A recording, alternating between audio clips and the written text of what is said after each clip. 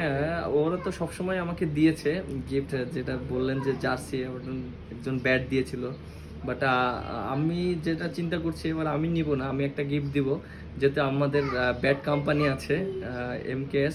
আমি আ চেষ্টা করব যে আমাদের ব্যাট কোম্পানি থেকে ওদেরকে ২ জনকে ২ টা ব্যাট গিফট করার জন্য।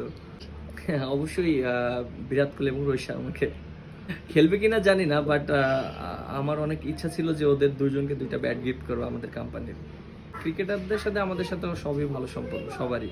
এবং আমাদের সাথে যখন মাঠে খেলি তখন তো অবশ্যই অপোনেন্টই। এবং চেষ্টা করে সবাই পারফর্ম করার জন্য, যেভাবে পারফর্ম করাটা যায়। আর এন্ড অফ দ্য ডে খেলার বাইরে সবাই অনেক ফ্রেন্ড এবং সবাই আমরা কথা বলি। এবং বিগত দিনে দেখেছেন আমাদের প্লেয়ারদের সাথে অনেক গুড রিলেশন, এবং আমাদের দেশের প্লেয়াররা ওদের দেশে আইপিএলও খেলেছে।